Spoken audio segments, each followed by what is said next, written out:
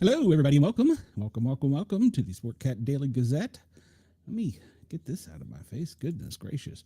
How is everyone today? Hope you're having a great day. Let's look here, see who is in the chat.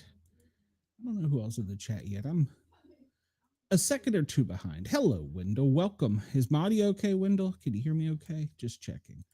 I'm trying to find out if I am live on Radio X in Australia. And goodness gracious, we've had some technical difficulties today. So I'm going to try and listen at the same time. Nope, we're live in Australia. Okay. So I can turn everything off now and go along with my show as normal. Okay. All right. So my audio is low, you say? Okay. Well, I'm making some adjustments. How is that? Is that any better? Good afternoon, Chris, and I'm glad you're here. And we've got a great show lined up today. And is my audio better now, guys and gals? I hope it is. I'm trying something new. Here, I can listen to myself. Then I'll sound like I'm having a stroke. I start talking funny. Okay, it's Wendell, you said it's no better or what? I don't understand. Why not? Okay, well. Okay, Chris says it sounds good. All right, so we must be doing something right. Let me push a few buttons here. And first thing I need to do is I want to, when we do a show that's fair and balanced, as I like to be, if you made a mistake in your reporting, you go back and you explain it. So I am going to do that. Yesterday, those of you who listen know that Ross, well, first off, thank you to Radio X. Thank you to Ross at Yerg's Radio and Rainbow Radio. Thank you for allowing us to be on your channels. Ross and I sometimes disagree, but I will honestly tell you, I would do anything for him. I consider him a friend. He's my favorite pain in the ass. How about that? So, okay, so yesterday we got into a little bit of a heated discord about the January 6th police officers, which there were 5 officers who died after January 6th. All right, so what I'm going to cover here is this is a press release from Attorney General Merrick B. Garland, and this was on the 4th anniversary of the January 6th attack. Now, remember, this is the outgoing administration, so it's not our current Attorney General. He goes on in here to say that today I am thinking of the officers who still bear the scars of that day, as well as the loved ones of the 5 officers who lost their lives in the line of duty as a result of what happened to them. Okay. All right. So the Attorney General, January 6th, defined that those officers were a line of duty death. And if you remember yesterday, Ross and I argued that they were not. Now, I'm going to show you an NPR article that says clearly and plainly, and this was after January 6th, the first officer, Officer Sicknick, if I hope I pronounced that name right, I don't want to disrespect him or his family.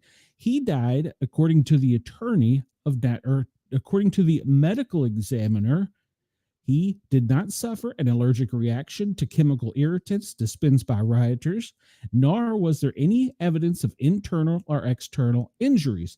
Remember, there was the story going around that he was hit in the head with a fire extinguisher or a flagpole or something. I don't remember which it was. But according to the coroner that did the medical examination, it was not. It was natural causes. All right, so there's that. That was that was 4 days after, if I remember correctly. All right, so now we're going to jump over here to the Public Safety Officers Act of 2022. All right, so this defines, first off, who is a public safety officer? A PSOB, as they call them now, is law enforcement officers, including corrections, firefighters, member of rescue squads, ambulance crews, paramedics, and EMTs, under certain circumstances, chaplains under certain circumstances, disaster relief workers under certain circumstances, certain Department of DOE employees, Department of Energy, and contractors under certain circumstances, trainees, law enforcement officers, and rookies, and that goes on as to if you were killed in the line of duty of injury. So this is the flyer that is given to families immediately after a public safety officer has lost their life in the line of duty. And it goes on to define line of duty down here.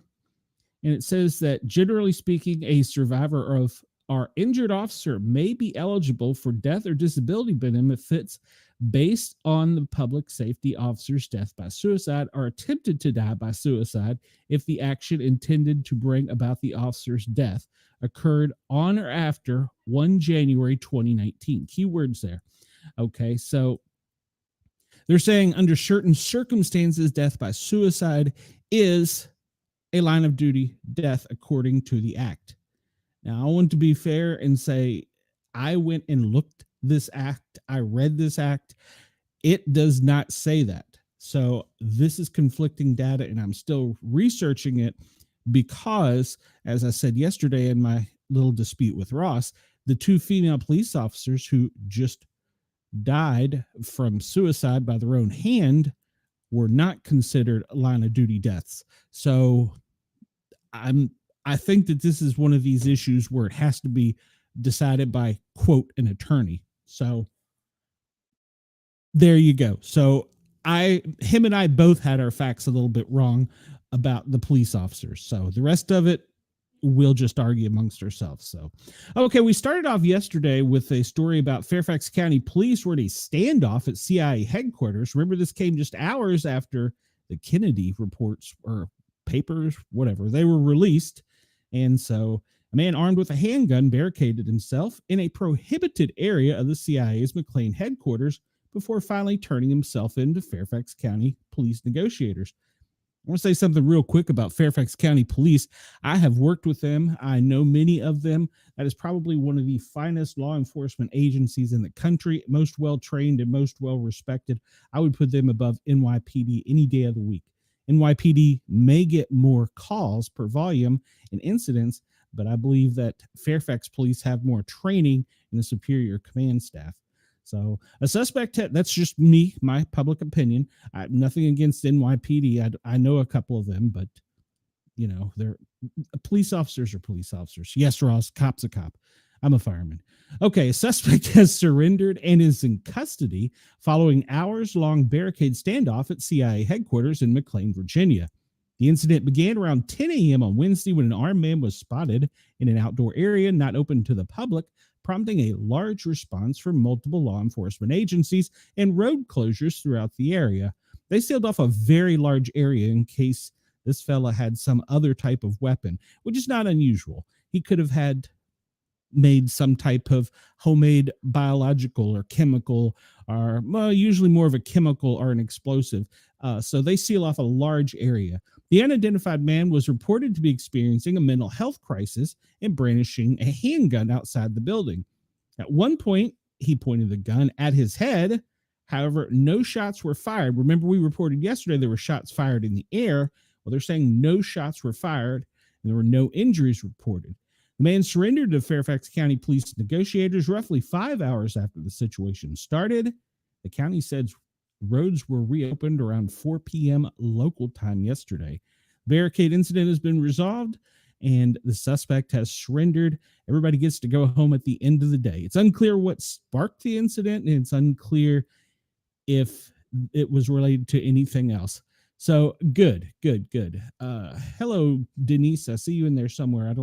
I know you're here somewhere. All right, so there is that. That's what we started off with the breaking news yesterday. Luckily, nobody was injured. Through training, I'm sure they had some mental health counselors on scene, and I hope the person gets the help that he needs and then I hope we find out how he got into a secure area at a CIA headquarters base. That's going to be investigated, I'm sure, but that won't make the media. Neither me or mainstream probably won't hear a thing about it. Okay, one thing that was near and dear to me was the Laken Riley. She was killed, if you recall, out jogging. She was dragged into the woods and basically had her head bashed in. So it was three Venezuelan nationals are all connected to this case, and they will be deported back to their home countries, according to the DOJ yesterday. The Barrow brothers, and I don't know if I'm pronouncing that right or not, and former roommate faced deportation after they pled guilty to possessing fake green cards. The DOJ said that both of the brothers will be turned over to U.S. Immigrations and Customs, ICE, to face deportation. The older brother, 29, gave a counterfeit green card to police after investigating the murder. He was initially flagged by law enforcement because he fit the description of the primary suspect in the case. He was sentenced to a total of 48 months in prison. He pled guilty to 2 counts of possession. According to prosecutors, Diego Ibarra entered the United States illegally on 23 of April at Eagle Pass, Texas. Remember, that was an area Texas law enforcement had really cracked down on by their governor's orders. He is likely affiliated with the Venezuelan gang Tren de Aragua, said the DOJ. Hundreds of TDA members have been deported in sweeping ICE arrests across the nation. I heard yesterday they were in Pensacola, Florida, deporting them, so I'm glad to hear that, getting the beaches cleaned up. Wendell says, hey, I thought I was your favorite pain in the ass. I have my volume up, but it's not loud. Wendell, maybe you're deaf. I don't know. I don't know what else I could do to make myself louder unless I scream. The brothers' roommate, Rosabelle Flores Bello, 29, was arrested by Border Patrol agents on 3 May of 23 after illegally entering the United States.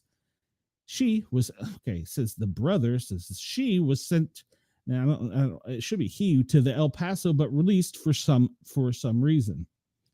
All right. They provided New York authorities with New York residential address, and it set to appear before an immigration judge on October 18th of 2023.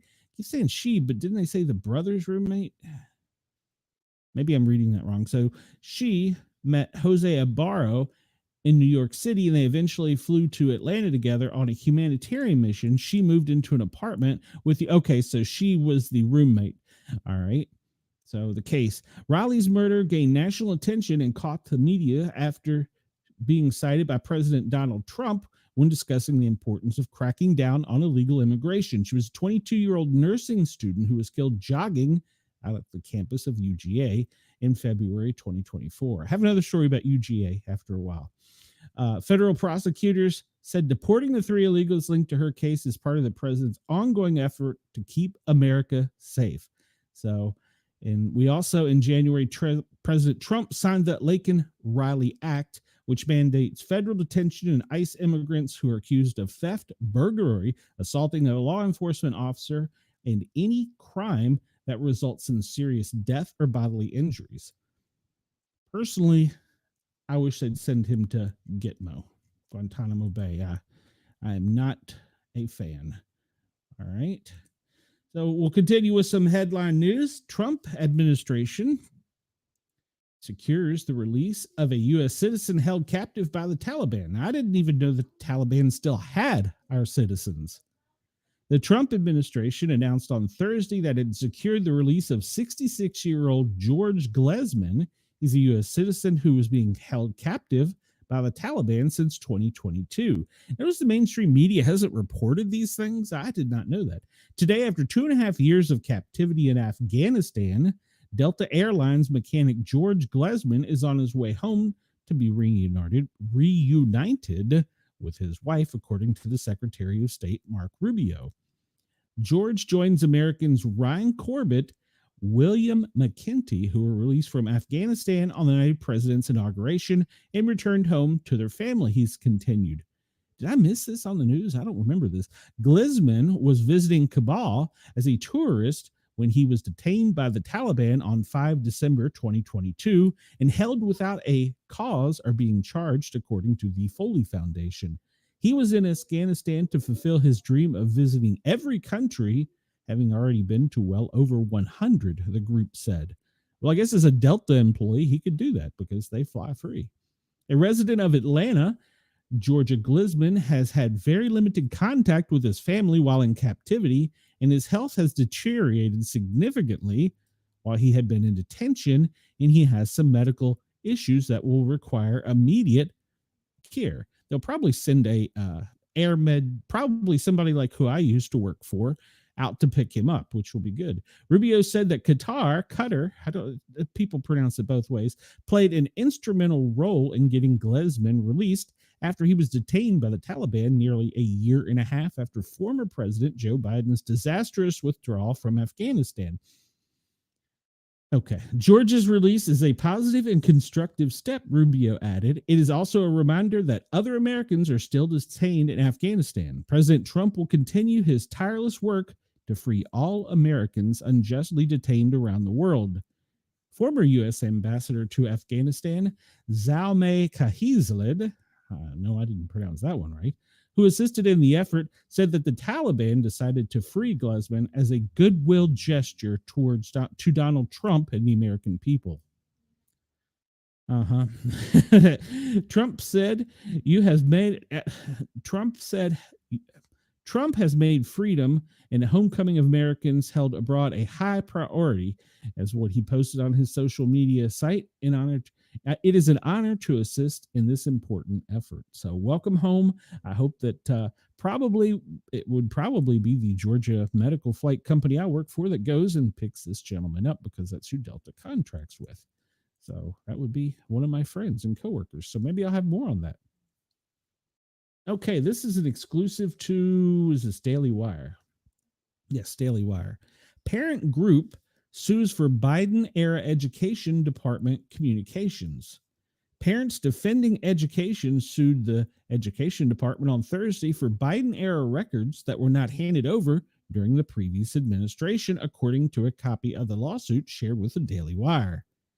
The parents' rights group filed in U.S. District Court in Washington, D.C. to compel cooperation with several Freedom of Information requests filed during the Biden administration.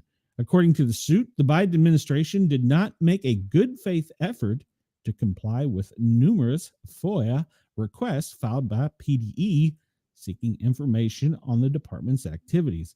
The lawsuit is a culmination of PDE's long-standing document requests that were not honored by previous DOE leadership during the Biden administration, according to PDE Vice President Sarah Parshall. Perry told the Daily Wire. In pursuit of a stated mission to prevent the politicization of K through 12 education, PDE is looking forward to finally providing the public with information relative to the discriminatory aims of the prior education department and where its taxpayer dollars were being sent.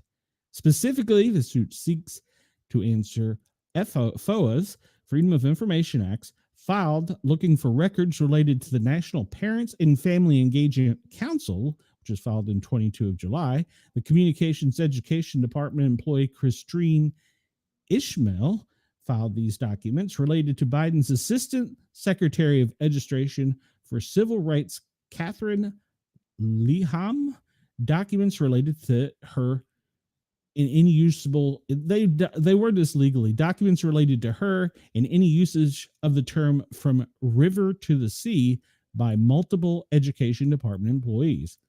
The search for communications asked for references to terms like, quote, white supremacy, quote, BIPOC, BIPOC, quote, Folix, FOLX, quote, colonizer, COLONIZER, and, quote, evangelical. The suit says that the department has violated the Freedom of Information Act law by refusing to make timely responses to the requests. The department has made no determination as to the PDE's Freedom of Information requests, made no reasonable effort to search for their documents, and produced no documents responsive to their requests. The suit says the department's failure to make promptly available records sought by them is, well, basically they would like a judge to order the department to produce the documents in question by a certain date and detail specifically why, if any, records were withheld because of rules. The lawsuit comes amid massive expected changes to the DOE. President Trump is expected to sign an executive order Thursday, today at 4 o'clock, that will direct Education Secretary Linda McMahon to start making steps to dismantle the department. That will certainly be challenged in court. And apparently, there's been several challenges of court. I need to keep track on breaking news. The judge that had ordered information for the prisoners that were sent to Ecuador, the 250 prisoners that were not returned, he wants to know why. So he gave the Trump administration, I think, until it was either noon or 1 o'clock, and then he was going to put his gavel down. So maybe they'll send somebody over to arrest the president or Pam Bondi. I don't know. It's going to be a showdown in D.C. over this, I guess. All right. So we've talked about for the past several days how, and this is a political thing, and I wanted to put this in the chat with Ross today, but I couldn't. I had my hands busy with doing things here at the house for the family. Politicians do a thing where they were for it before they were against it. And I got to thinking last night, that's exactly what the Teslas are. They were for electric vehicles and green energy before now they're against it. They flip-flopped. That's a common political thing on both parties. They will flip-flop on abortion, on civil rights issues, on you name it. So it just dawned on me that that's exactly, they've done a political move. They were for it before they were against it. Makes no sense to me whatsoever. What do I know? And a shot. Okay, so Jimmy Kimmel, this is from the Daily Wire also. He appears to encourage people to vandalize Teslas. And a shot at Elon Musk, late night host Jimmy Kimmel disingenuously cautioned his audience not to vandalize Tesla. Our, quote, co-president, Elon Musk, sent a SpaceX vehicle to bring the astronauts back, and when they landed, he fired them immediately upon landing. Tesla's stock is way down, and almost disastrously so. I'm quoting him, he said, bringing cheers from the audience. People have been, quote, vandalizing Tesla vehicles, new Tesla vehicles. He said in a mock with seriousness, please don't ever vandalize Tesla vehicles. After a dramatic pause, the audience began to laugh. And so Elon has been making the rounds in right-wing media, trying to appear to be a human being. We have a couple stories about him today. Yesterday, he was a guest of honor on the Ted Cruz podcast. Why does everybody got to have a podcast? Leave that to us. You people are famous. Newsom, Cruz, all of you, go away. Cruz asked what the likelihood would be of killer robots annihilating humanity. Musk answered 20% likely, maybe 10. And he asked him what time frame. He said 5 to 10 years. Well, that's scary. I had read that headline before. All right. Well, then. I don't know. I'd probably get in trouble for sharing that clip, so I will not play it. But you can go to the Daily Wire or find it on Twitter. The Jimmy Kimmel 5 minutes a shtick where he appears to encourage people to vandalize Tesla. Of course, it was a joke. Remember, it's all fun and games. You can go out and tag them electronically until somebody gets hurt. And then, well, it's serious. All right, FEMA is on the job again. We have yesterday's report, not today's.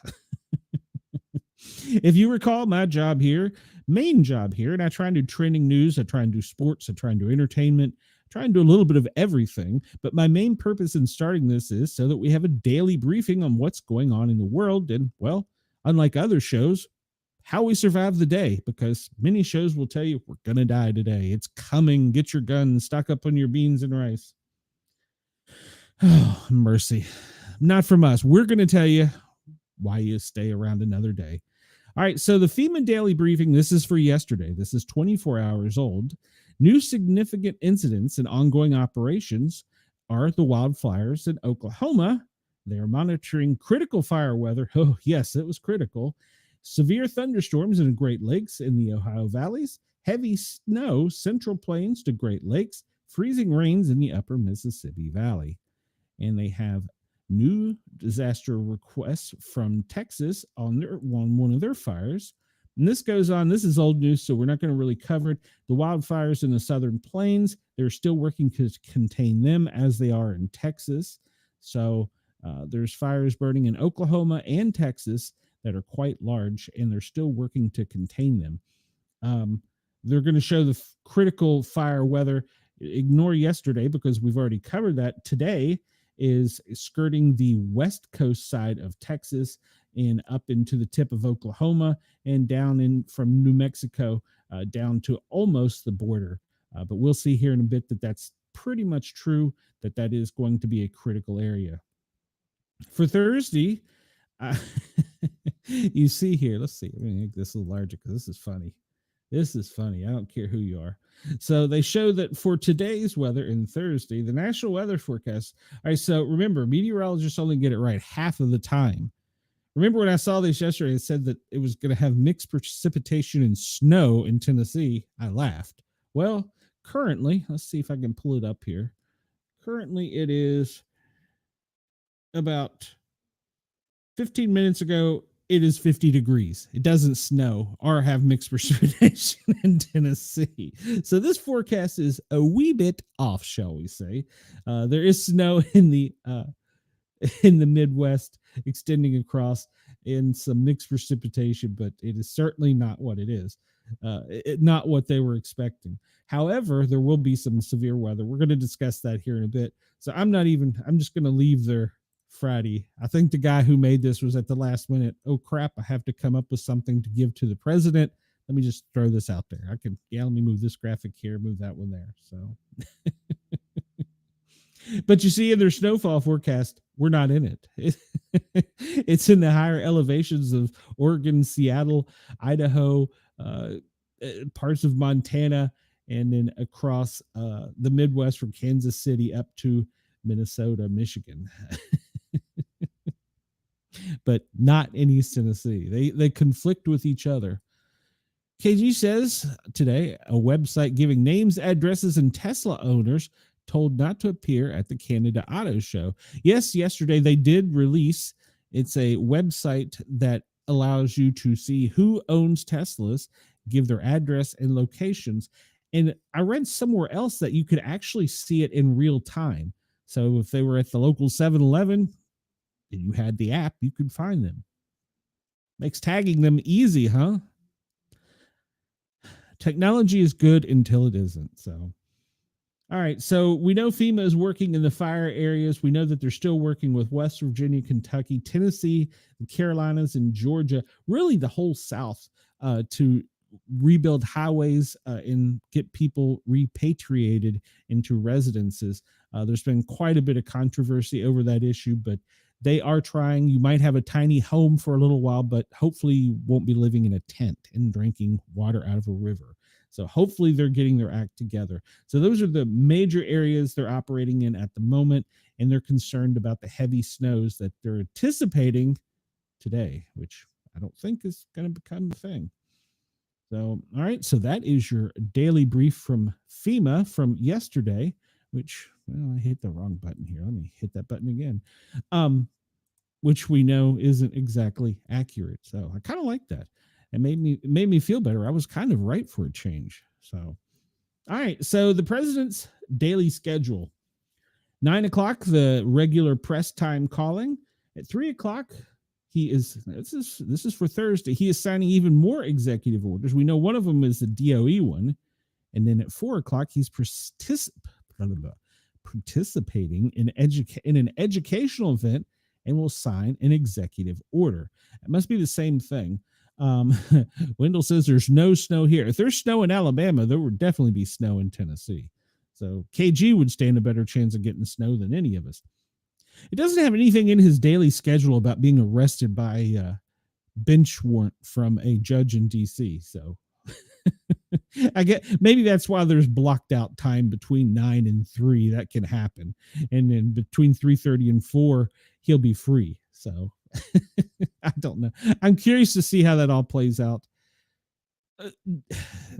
It would be a nightmare to have our law enforcement officers stand off against one another in a battle that should be taking place in the courts and not in the media's eye.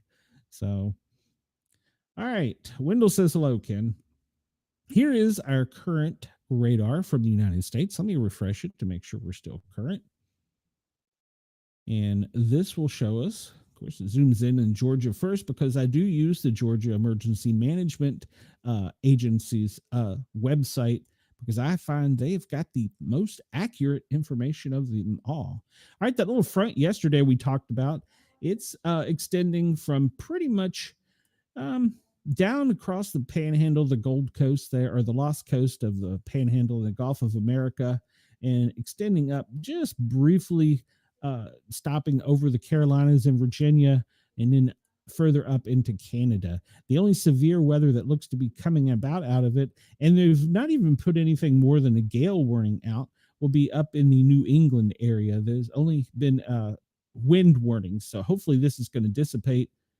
But depending upon the temperatures, it could draw water off of the lakes and have lake effect snow, which is what you see right here. This is from the winds, lake effect snow being pulled off the Great Lakes, and it's getting the little glove part there of Michigan. Is that Minnesota? Minnesota, right? Yeah. Great. Yeah, that's right. I gotta learn. I suck at geography sometimes. All right. So we see down in Florida, they have some small craft advisories, and they also, this is probably going to be a fire warning. Yep, fire warning.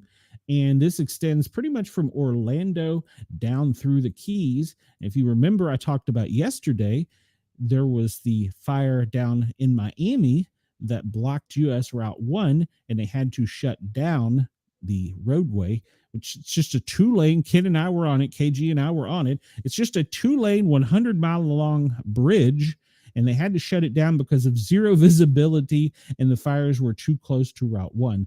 They are still working on those fires. It is a red flag warning, but they have since reopened, and we'll see the winds have changed, and they've allowed it to open. Up where Ross is, it looks like, what is this? This is probably going to be a small craft gale warning. So, in the Tampa Bay area, and pretty much the entire coast of the Gulf of America is under a small craft advisory for the winds.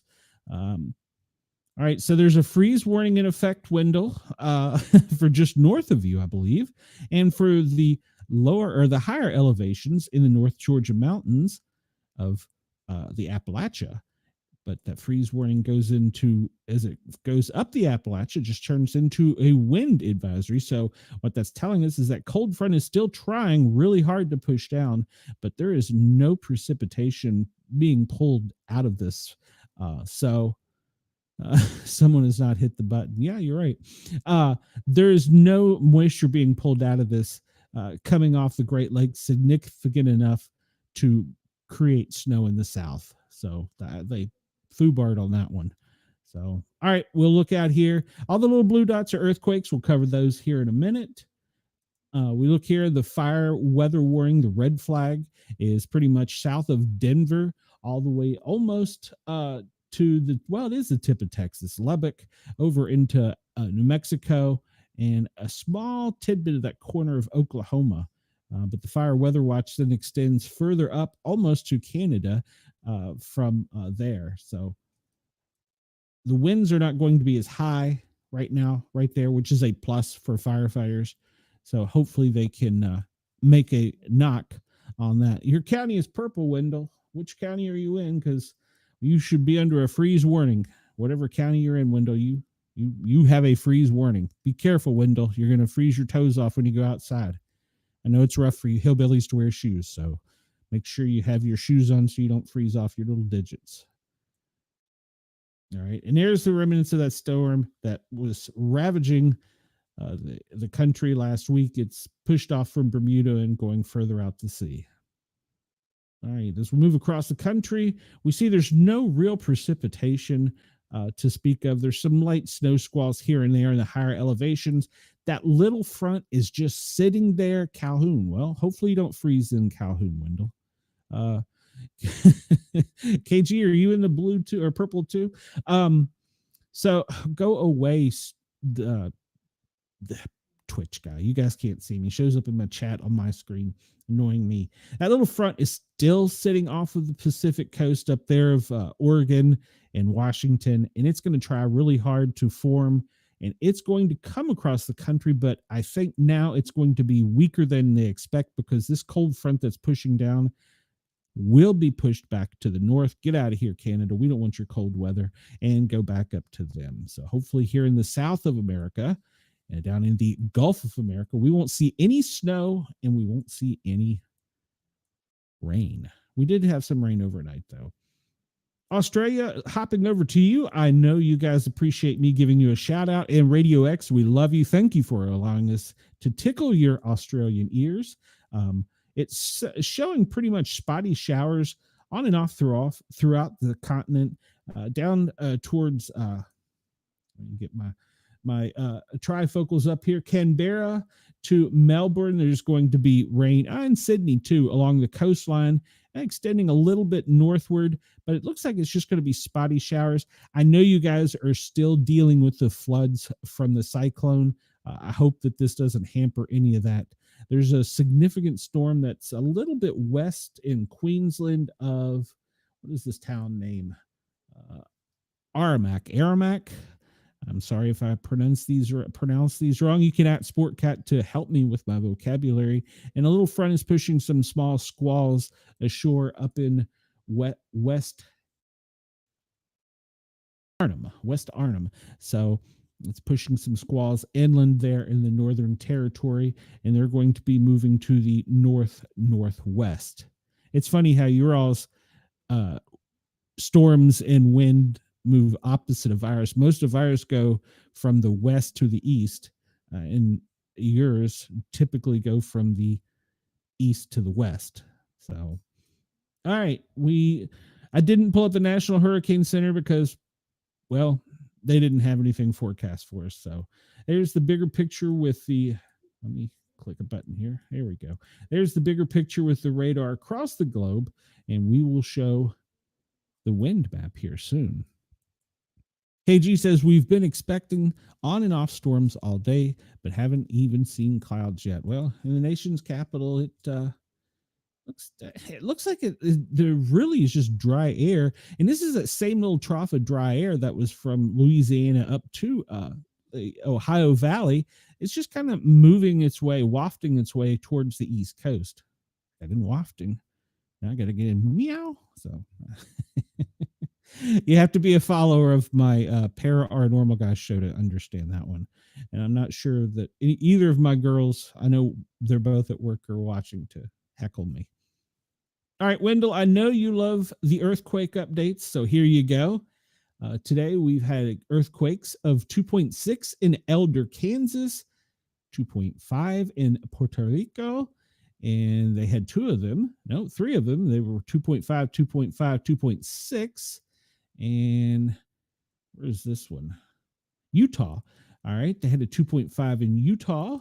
And then once we get out of there, Alaska, we know Alaska experiences them almost daily, had a 3.1.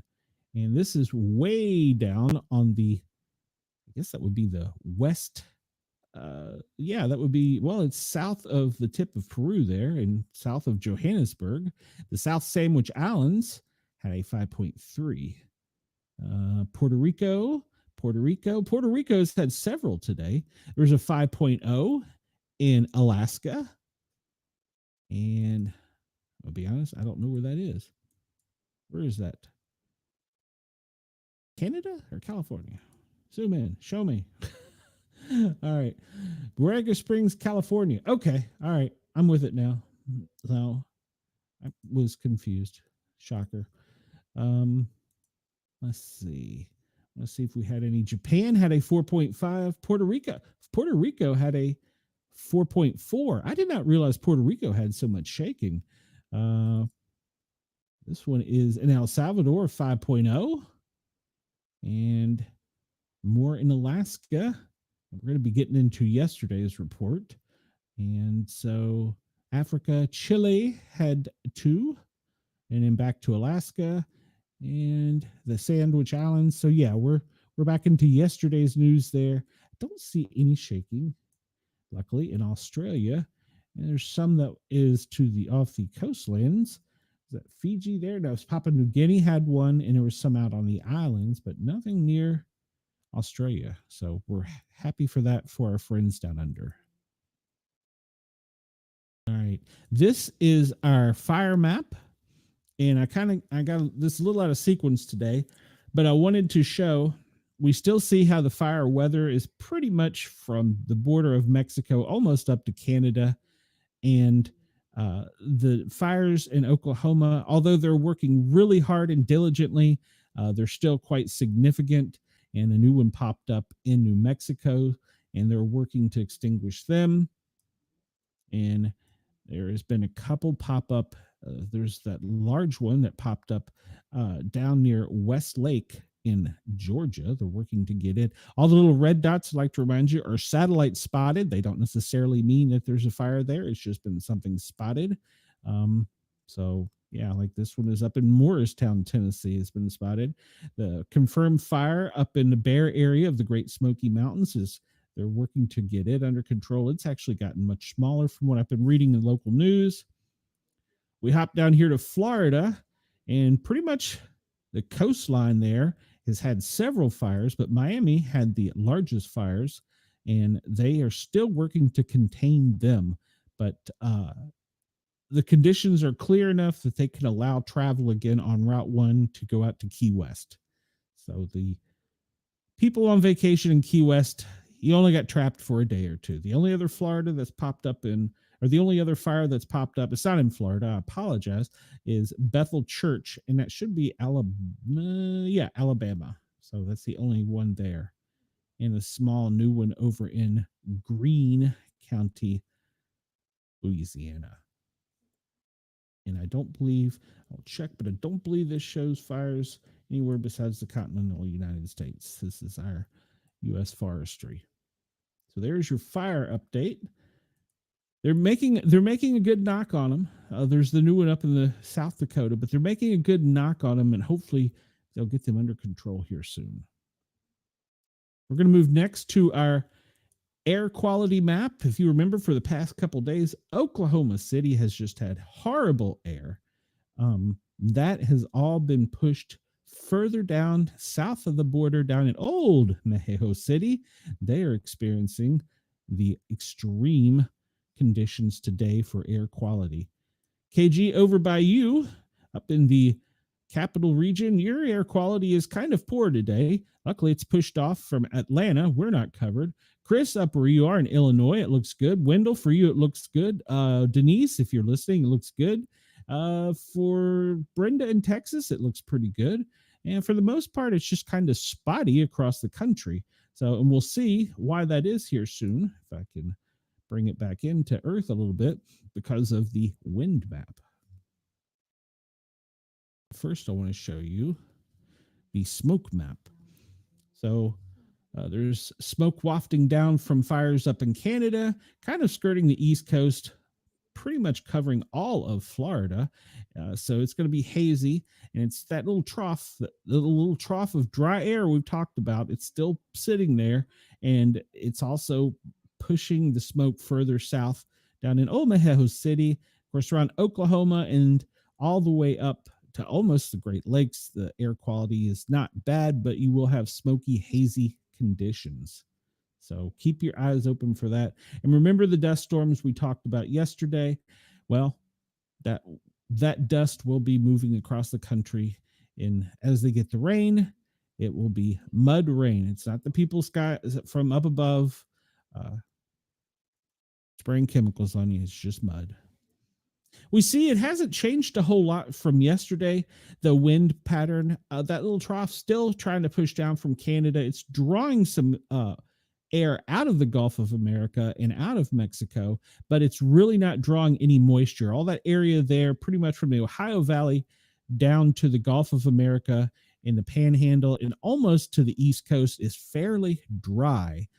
So I would expect tomorrow we will see some fire dangers popping up in the South. So don't go outside and burn. As of 12:33 Eastern local time, which was just a short period ago. The highest wind speed recorded in the U.S. was 39.4 miles per hour. All right. We'll hop over to the weather warnings real quick. I'll refresh this because I like this site. I do not get any money, and I do not pimp this site only because this is a good site, weather warning, to go find out what's going on across the country. So, all right. So Andy is testing again up in Maryland. I have no idea. Andy must like to play on that radio. I don't know. All right. So for Nebraska, we have the red flag warnings, the small craft advisories. We talked about these, the gale warnings. We talked about those. There's a wind advisory for Florida and Georgia, probably the lower section of Georgia. And Kentucky has a flood warning, severe. It's probably from the rains in the north coming down. We get back into the gale warnings. Virginia, KG, you're under a flood warning. Colorado has red flag warnings to my friend in Colorado for don't go out and burn. You did get snow yesterday. Well, no, Wendell, I took a pill for that. So, Wendell, what county did you say you were in? You were in, hold on, let me scroll back up here. I think you're Calhoun. Wendell, you're under a frost advisory. So don't go outside. You're gonna get your little toes burnt, freeze dried. South Dakota red flag burn warnings we talked about, and we're back into the gale in the craft warnings along the coastlines. And up here, hazardous sea warnings. This is off the coast of Washington. We haven't seen one of those pop up, so that must be from the coastal waters that are being pushed in that little front. We hadn't seen one of those before, so that's good. Indiana, a flood warning, and this is pretty much everything we've talked about so far. South Dakota, of course, red flag warning. And this is all pretty much as we've discussed. A flood advisory in parts of Middle Tennessee, Mississippi, a moderate for a freeze warning, and wind advisory in West Virginia for Cheyenne. And that's pretty much it. The wind is the biggest newsmaker of the day. That's going to change next week, though, so keep your eyes on the weather. That's because there's always some weather happening. Wendell says, I'm off I-20 between Atlanta and Birmingham. Okay. All right. And I go to, this is a disaster center, and they provide maps every day of the most dangerous areas for natural events. And this is talking about Peru. And if you remember, we talked about Peru last week, severe weather and floods. So they're getting plenty of rain in Peru. I've actually visited Peru. I've been to Pasco, and I've been all the way down to Maquia, Tacoma. I was all the way down in there. I've been all over South America, but I liked Peru. Peru was a great place. So there's going to be, side note, sorry guys, there's going to be heavy rains and flooding problems in Peru. So if you are by chance listening to me in Peru, please be weather aware. So far, they've had 1 fatality, 3 injured. This has affected more than 35,000 people and destroyed more than 20,000 homes. So the wind and weather conditions are also probably causing mudslides, if I had to guess. So that is where the main map is for today out of the disaster response. And yesterday, of course, it was in North Macedonia where we talked about the medevac operations for the fire. And here is everybody's favorite, the world wind map. We could I could probably take a moment and just be silent, and we could all watch this. This will give me a good opportunity to remind everybody, if you're listening on Radio X, Yerg's Radio, Rainbow Radio, or any of the hosts of other channels, come over to us here on YouTube and find us. We are the Paranormal Guys, 3 words, guys with a Z in the spelling. Please like, follow, share, and subscribe and help us grow. We're not monetized. We are working our way there. If you want to buy me a Mountain Dew, I prefer blue. I leave my PayPal, Cash App, and Venmo note in the show description if you choose to send me one. So I have noticed that only my ladies, people buy my ladies coffee, but I've never been bought a Mountain Dew. Shocking. All right, here. If y'all recall, a couple days ago, the National Hurricane Center put an X over here that they were worried about this, then they took it away. You can see from yesterday, it has picked up in its cyclonic type hurricanic wind activity, but according to NOAA, the National Hurricane Center, it is not going to be a danger to us. I might also add, by the way, today, happy first day of spring to everyone. Today is the first day of spring, so go out and enjoy the weather. And also, there'll be another story here coming up about spring.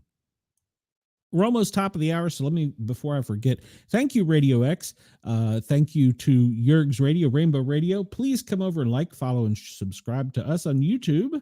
And we are going to have some current events and some trending stories coming up here in the next hour. All right, so we'll spin down under and look at the wind conditions in Australia. I love this map. You can just take the globe and do whatever you want with it. And we see in Australia today, it is not that windy. There's some winds coming out of the, what would that be? The south. That's the middle part of the country, the continent. And they're extending kind of towards the west slightly, but mostly everything is blowing and brushing the shorelines of your beaches, your golden beaches. But most of the winds in Australia at the moment are relatively calm.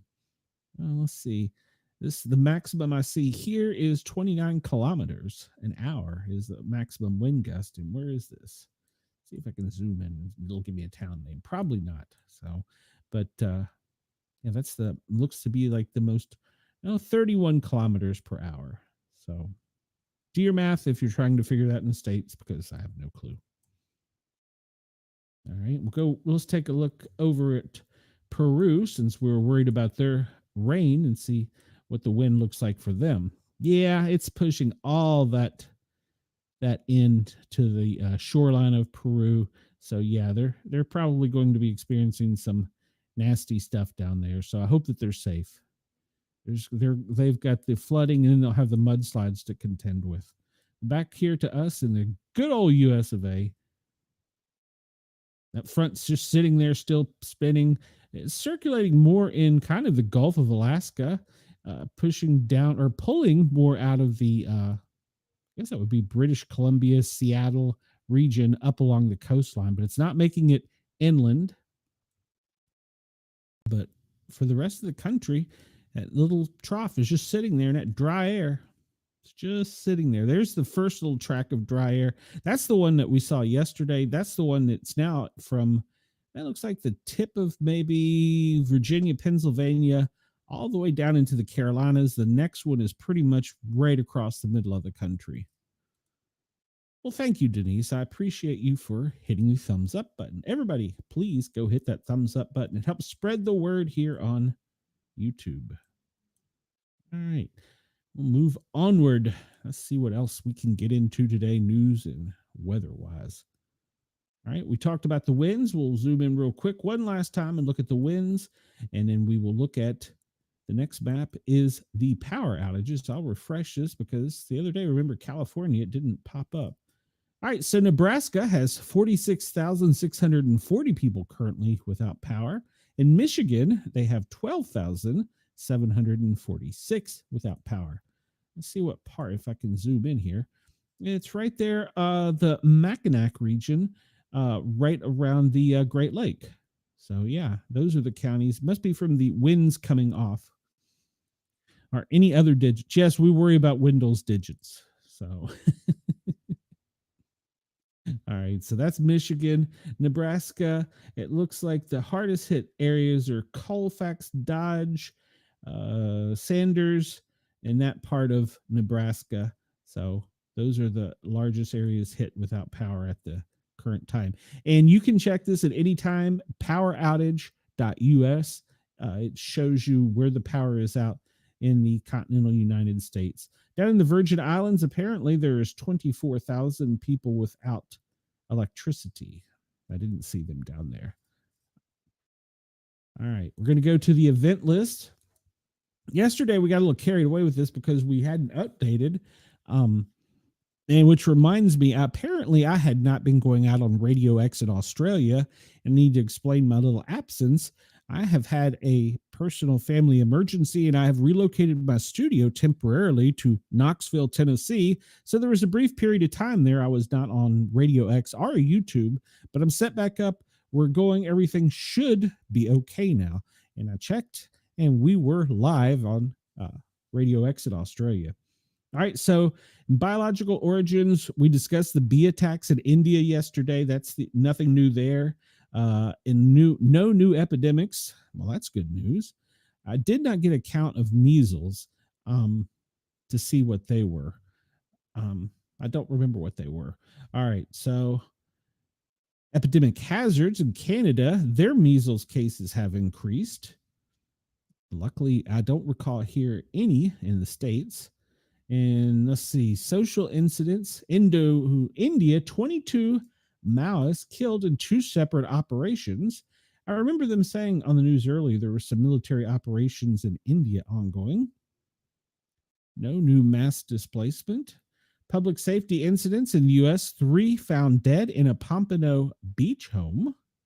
In Nigeria, police inspector, 12 bandits. A police inspector and 12 bandits were killed overnight in a gunfight. All right, that was in Nigeria, Africa. And let's see, does it show the Tesla attack map? I'm asking for a friend here because that story just really bugs the crap out of me. And if you didn't know, I made a TikTok and a YouTube short about it. Does it show the map? I could not find that map yesterday. This is just showing the fire in Las Vegas. It's not showing. There's a map in, I cannot find it. Newsweek supposedly published it. Then it was on MSN, but I couldn't find it elsewhere. So I looked, but couldn't find it. I did see one that showed where they were trying to dox people, and I tuned that one smack out. I didn't pay any attention to that one because, well, I wasn't interested. All right, so serial demonstrations in Turkey. Thousands are protesting against the arrest of the Istanbul mayor. Okay, didn't know about that. We know the war is still going on in Israel and Ukraine. We hope that they get peace in both those areas soon. Environmental pollution in Norway. Vandals behind an oil leak. All right, so that's in Norway. That's new. And is that it? That's all I believe. Nope. Nigeria, many feared dead as a tanker explodes in Abuja. Okay, all right. I didn't see that yesterday. In United States, 13 people were injured in a fire in Brownsville, Brooklyn. Okay, hopefully we'll see something about that in our fire news updates coming up. And let's see. 1 person dead, another critically injured in a Manoa house fire. What part of the country is that? Not familiar with that. 1 person dead and critically here in Manoa house fire. And 1 person died, another is critically injured. Early this morning, authorities said Honolulu officials received at 4:25 a.m. a 911 call for a building fire, and units with 38 firefighters responded. First unit arrived at 4:34, which is almost 10 minutes later, 9 minutes, to find a 2-story home fully engulfed in flames. Well, they battled to protect the neighboring houses and to try and make habits tenable for an interior attack. What that means, when we know there's people inside the structure, we will go to main points of egress, doors, windows, suspected bedroom windows, and we will try and make a push. We call it a push with the water to push the fire back to make it tenable for not just us, but for the civilians that are inside the house. All right, so it says EMS and paramedics treated a woman, possibly in her 70s, who suffered cardiac arrest during the fire. She was probably the smoke inhalation. EMS was able to get her pulse back, and she was transported to a local ER in critical condition. Another woman, 90, was treated for minor injury. She probably dove out a window. No information was given on the person who is deceased. Fire was brought under control at 5:02 and extinguished at 5:29 local times. Oh, y'all are talking about the puppies from last night. Last night's show was pretty good, guys. I appreciated the banter back and forth. I really enjoyed our two guests last night. Had a great time. It's always fun with those two. All right. A miracle man rescued after 7 hours, buried in an avalanche in Norway. Well, that is definitely a miracle. Usually you don't survive those. We talked about all the earthquakes already. And nothing new there. And what do we have here? A sinkhole in France has affected residents. Okay. And another sinkhole in New Jersey has popped open. All right. And no new volcanic eruptions. Nothing new in flash flooding. And we go down to tsunami, the North Pacific Ocean, 110 miles southwest of Alaska. All right. So there was a tsunami. It was probably just a warning. More than 8,000 without power as storm sweeps across Denver. We talked about that yesterday. And what do we have here? Egypt, a ceiling collapsed during a tutor session has killed 2 children and injured 17. We hate to hear that. And let's see, in India, this is declared as an other event. They probe into 17 unexplained deaths after a wedding feast in J&K's Budal. Okay, that's interesting. And no piracy to report. In Algeria, a military aircraft has crashed, killing the pilot. In France, over 30 soldiers injured in France, over 30 soldiers have been injured in a crash involving multiple buses in France. India, 4 burnt alive, 10 hurt as a bus catches on fire. That's horrible news. Let's see, there's nothing there, nothing there. And we are, nope, not done yet.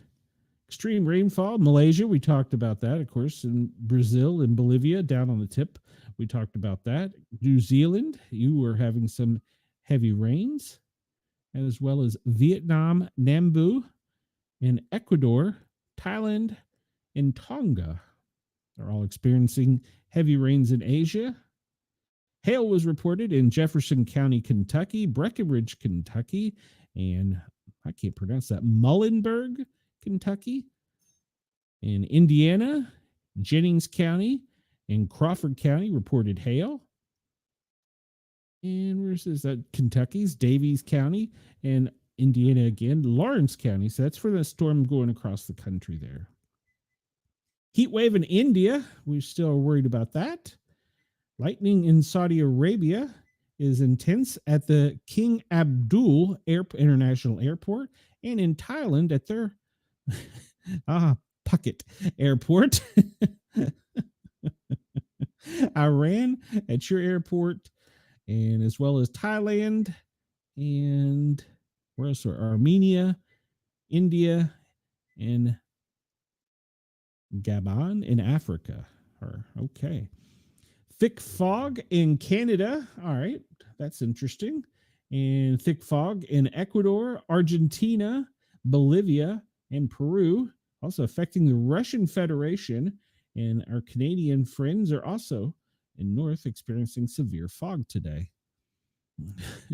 Yes, it's. I would like. I don't know if I ever traveled through a Phuket airport, so to look at my green card, my passport. Severe storms in India. There's a severe storm in Antarctica at Carlini Base. Antarctica experiencing their extreme storms are a bit different than ours. Greenland extreme storms. I saw that the Australian military was sending out more troops to Antarctica in an effort to keep the country or continent neutral. So hopefully in the extreme storms, they're okay. And let's see, Turkey, you were experiencing some extreme storms as well. This is in the United States at Shima Air Force Base. Where is Shima Air Force? Shima? It's got to be in Arizona or New Mexico. Just a guess. Just a guess. Otherwise, I'm making this up as I go. No, it looks like oh, it's one of the islands off of Alaska. All right. Well, who knew? Who knew? All right. There's a military base there, apparently.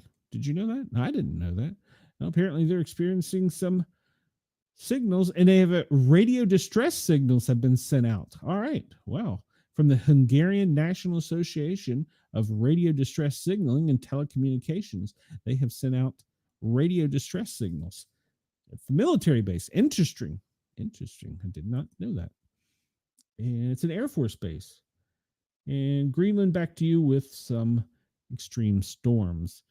Tornadic activity, none new today, but there was definitely some in Illinois yesterday and some severe storms that swept across the Ohio region up there towards the Great Lakes and the Midwest up where you are, Chris.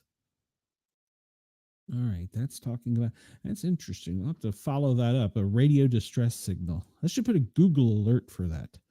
So, does the IRS count as a pirate? Well, ask me in a few days.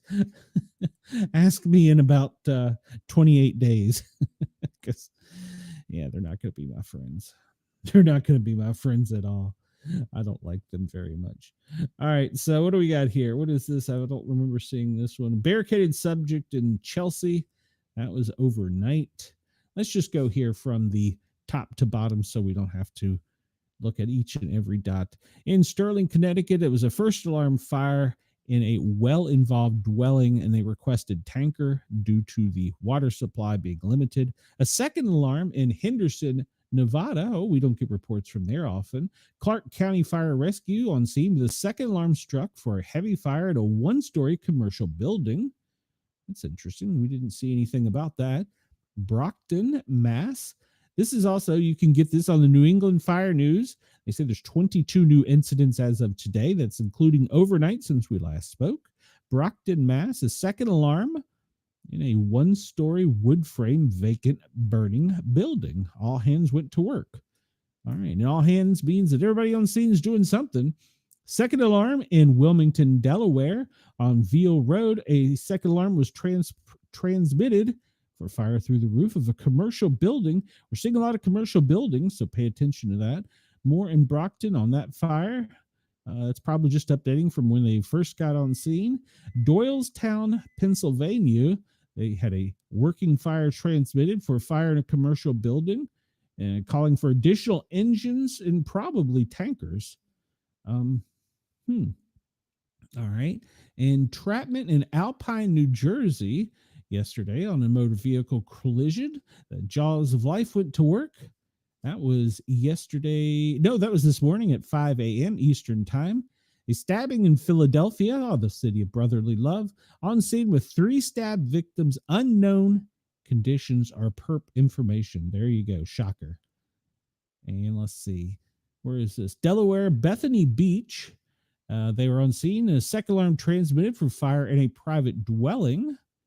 And Trauma Paradise, or okay, maybe this is a trauma in Paradise, Pennsylvania on White Oak Road. Male victim who was working on his car and found trapped underneath it. Extrication in progress. Victim is possibly a fatality. I had a call like that in Fairfax, Virginia when I was first starting out, and he wasn't under the vehicle. The car was up on ramps, and he was on a stool, and he was up under the hood, and it was an older model. Of course, this was in the 80s, with the kind where you put your hand in there and you make it click, and it's got a little J hook, and the hood had fallen down and went into his back, and he was pinned between the hood and the engine block, the front of the vehicle. Oh, that was a mess. He survived, no permanent damages, but it was crazy. It took us forever to get the hood off of him without doing more damage. Second alarm in Baltimore for a 2-story middle of the row. When they say a row building, it's basically a string of condos, and it was the unit in the middle. There's usually at least every third condo on either side, at least minimum, should be a firewall, so they transmit an additional alarm to try and keep it contained to the one unit. Poughkeepsie, New York. They were on scene with a working fire in a structure with exposure problems, probably due to the high wind. Wendell says, we have fire trucks running around for the last week. It sounds like Anniston is burning up. Well, Wendell, turn your scanner on and then get online and sign up for a dispatcher spot on the New England Fire Net and tell us about it so we get to know about it. I want more people involved with this. Richmond, Rhode Island, we're back into, well, this was overnight. It was an entrapment. Valley Fire District and EMS were on scene for a collision with a rollover into a pole. The jaws went to work. Whoop, zoom out. So there you go. This is the New England News Fire Map, and it's free to join. You can go check out their site. It's free to go in there. And well, Wendell, you should have a scanner. Everybody needs a scanner. They're like $36 on Amazon. Get a Baofeng and don't transmit. I'm not telling you to transmit. Just buy one to listen. The cheapest way to listen. Yeah, I would love to get this site more active. It used to be, but the older generation of scanner buffs, such as myself, KG included, and so many things are going digital that you can't hear them. They just won't allow you to hear them. I personally disagree with that because I don't believe there's no transparency in that. But hey, what do I know? All right. We will refresh this page since I pulled it up over an hour ago. Make sure there's nothing new. This is the disaster alert page. You can go to disasteralert.org, and I'm going to zoom into the continental United States, and it says we have 9 new notifications. Well, this is all stuff worldwide. Floods in Peru, Bolivia, volcano, that's new. That was 16 minutes ago in Ecuador. Winter storms in Ontario, and wildfire in, where is that? India, okay. And we'll jump over here to this screen and see 28 minutes ago, winter storm in Canada, Ontario. And severe weather in British Columbia, the volcano in Indonesia. The volcanic activity has been reported in Indonesia by the Darwin Volcanic Ash Advisory Center. Volcanic activity is reported based on aerial, satellite, and ground observation. It is estimated that 22,000 people, 5,640 households, and $56.7 million US dollars of infrastructure are within the affected areas. Okay, well, hopefully they can get out. Is there a volcano warning? Does the government warn you of a volcano? Let's see. Indonesia, we just covered that. Flooding in Malaysia, flooding in North Queensland. We talk about this. Floods have been reported in part of North Queensland, Australia. Reports indicate that heavy rainfall have affected North Queensland. We know that, in northeastern Australia on 19 March, causing severe floods that have resulted in significant damage. The worst affected area are Ingham, Townsville, Cardwell, and Halifax. As of 19 March, media reports that 1 person was rescued in the Townsville city and 2 people were rescued in the Ingham town in the Shire of Hinchinbrook, Halifax town in the same shire. Has been isolated due to the flooding, while residents in the lower Herbert area received an emergency alert on 19 March, warning them to seek shelter. Floods have caused widespread damage, disrupt roads and schools, and prompting emergency services to monitor vulnerable areas. Authorities have issued moderate flood warnings for the Herbert and Belay rivers, a minor flood warning for the Ross River, and flood warnings for the Black River and the Blue Water Creek over the next 48 hours. More moderate rainfall with isolated to very heavy rainfall and storms is still forecast across Queensland. Please monitor Disaster Aware for updates as well as other sites. All right. Keep your eyes and ears open if you are in Queensland. And, well, actually, if you're in Australia for flooding. Volcano warning seems like something people in the area should receive. I would think so. We get a test on our alert system in Atlanta, Georgia for tsunamis. Everybody was kind of freaking out about it. I was like, what? Why are we getting? But apparently, even as far inland as Atlanta, if a large enough tsunami came ashore, it could affect us in Atlanta. Did not know that, but we got a test of the tsunami system. All right, landslide in Indonesia. I'm going to see that from the heavy rains after it leaves down in South America. More landslides are being reported. And I'm trying to see here. We're getting back to trying to go back to at least 24 hours ago so that I give you all some updated information. Multiple landslides in South America due to the heavy rains and in the Asian Pacific because of the heavy rains. And let's see. Yep. These are all the islands. Wildfire. This is 2 hours ago. Oh, reported 10 hours ago, updated 10 hours ago. In Mexico, yes, they're having problems with wildfires down there. Just like us, they are significantly getting some dry air. Biological air quality in Alberta, Canada, has issued a air quality advisory for 19 March. This was yesterday. Okay. All right. So they were worried about their air quality. Well, it's probably from our fires. Extreme heat in North Africa. That was updated 2 hours ago. And then we get into the drought conditions. All right.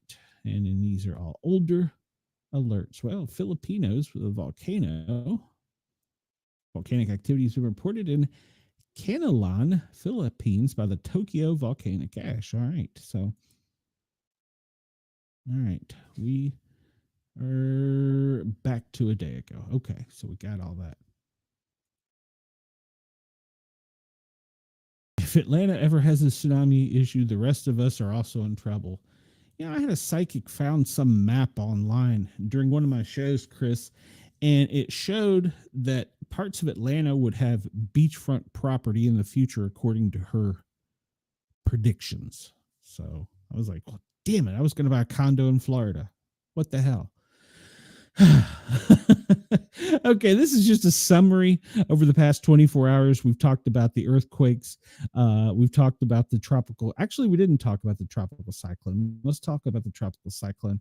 We talked about that yesterday. Is overall a green alert for a tropical cyclone, name 26-25, and it's affecting no people currently, and it's sitting there just doing its thing down along the Keeling Islands in the Cocos, all right, which if you look is to the northwest of Hawaii. I do not know which way. Well, Chris, here we go again. This one's doing the weird weather movement. If you look at it, started up there, went over here, went back up there. So just like the last one. So, all right, we'll keep an eye on 26-25. Maybe that means there's been 26 in the year of 2025. Maybe that's how they're doing it. I don't know. It's different. All right. Oh, that's a new map I was bringing up today. All right. So this doesn't actually have the volcanic update yet. So, yeah. All right. I found this map. It's not highly useful. It's somewhat useful. This is a map used in a aviation school, and it doesn't quite go into what they call the notice to all airmen. They call airmen. They call them NOTAMs. There are significantly more NOTAMs than what this map shows, but this map does show some of the larger NOTAMs, and then you'll see some interesting pop up here, like off of Alaska. Space operations. Why do we have space operations notification off of Dead Horse, Alaska? Space operations. It makes you wonder. It's a restricted area, and no pilots or aircraft may operate in those areas from the 17th of March through the 24th of March. It's a space operations area. It's off limits to all pilots, including the small drones. So it just little things like that pop up. And these little blue ones are called SIGMET. That is significant meteorological incidents. And a lot of times those are just for turbulence. The key thing I don't know that I like or don't like about this map is you will see these little purple dots all over the country. And these are off limits to UAV, or what they call them, UASs, unmanned, basically drones.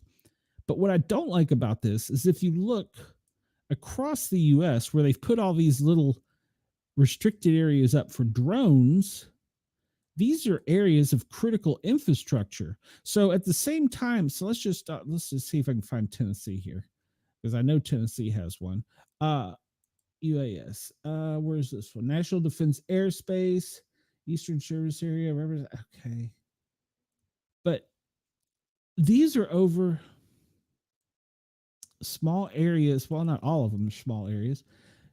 Campbell, this is another Air Force, restricted Air Force. But let me just get to my point. These are of areas to our infrastructure. These are either power grids, or they are dams, or they are nuclear facilities. And to me, it seems like this is just painting targets for someone that would want to do something nefarious or do some shenanigans. And I just don't know that I agree with that. And I understand, that you have to put them up, but at the same time, you know, like, okay, here, I found East Tennessee. This is over Oak Ridge. There's not only a NOTAM, which is off limits to all airmen. This is it's called the volunteer NOTAM, but there's these other ones for smaller buildings where they restrict it to drones. Are we not just painting targets on things? Or am I crazy? I don't know. Maybe it's just me. And of course, we see this will get into Washington, D.C. This is effective immediately until further notice. This has been up forever. It's basically, I think, a 50-mile wide area where even if you fly up into it, which you do have to fly up into it to get to DCA, Ronald Reagan International Airport. But this is all for the president. And then there's one specific area where there is no one allowed. And that's basically, this airspace is so controlled you have to have a permit. And this is the airspace we also saw from the Key West Bridge down to past Mount Vernon, where the plane and the helicopter collided. So you have to have a special permit to even operate in that area. But yeah, this is all for protecting executive branch and the legislative branch and the judicial branch of Washington, D.C. And then you'll see these others pop up. I didn't see, but there must be something going on. These are special alerts. The orange ones are for dignitaries. They don't say what dignitaries. They just give areas. So somewhere up in this area, it's probably the UN. If I had to guess, there's dignitaries in town, and they have sealed off airways where you can't get into them. So it's just temporary. It's for VIP movement, as they say. Now, you can fly through them, but you have to have permission and you have to have been cleared in advance. If you were just to be a pilot out and about, doity-doity-doy, and fly into one of these, probably going to get called out and your hand slapped by the FAA. You fly into this just without asking up around the DC, Virginia, Maryland, Pennsylvania area, you're not going to get a slap on the hand. You're going to get met by an F-16 or F-18. So, but I found this map interesting because, like I said, I think we're just these little dots and areas. We're just painting things for bad guys. And I don't know what a space operation up off the coast of Alaska would be. That just threw me off too. So, at any rate, I digress. I'm just trying to figure out some of these little dots and things, and it seemed like something that I thought everybody would be interested. Guam, we have a red one, so you can't go into the area of Guam. So something's going on there for security reasons. Who knows? They don't tell us. So, all right, that's what that is. I did note, though, over in areas where bad stuff's going on, they don't have anything listed. You don't want to fly over here. This is a war. So there must be another website that tells them outside of the U.S., but this is just the continental U.S., and it doesn't list all of them because it's constantly updating. But this lists more of the ones for drones that are steady and the main ones, except for the small ones where they're moving people around. But yeah, Air Show Sports. I did see that one, and there's the Air Show Sports down in Key West.